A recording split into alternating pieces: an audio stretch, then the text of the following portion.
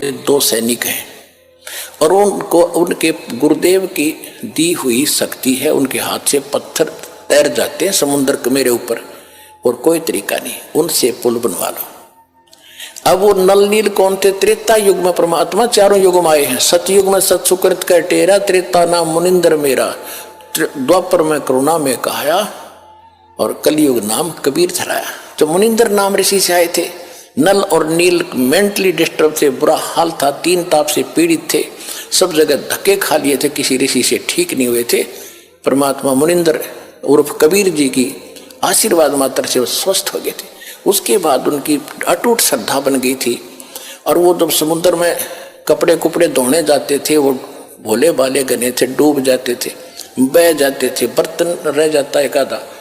फिर ये लंबी कथा है, आज विषय दूसरा है। तो परमेश्वर कबीर जी ने नल नील को आशीर्वाद दे दिया था कि तुम्हारे हाथ से बेटा अब कोई वस्तु जल में नहीं डूबेगी। तो वो उनके पास वरदान मालिक का था। तो हल्दी की गांठ से ऊपर सारी पाके गए। नल नील ने उस दिन अपनी महिमा इतनी मान ली, गुरु जी भी भूल गए, याद नहीं किया परमात्मा को। और रामचंद्र के पूछने पर भी क्यों तुम्हारे पास वो ताकत है, कहां दी है? तो तब कहा दिखाओ, परीक्षण करो। वो पत्थर ठाकर रखे, दोनों डूब गए, दोनों आके फिर ठाक रखे, फिर डूब गए। जब समुद्र ने कहा कि तुमने अपना गुरु जी भूल गए, मूर्खो, याद करो, गुरु भूल कर तुम कैसे सफल हो गए?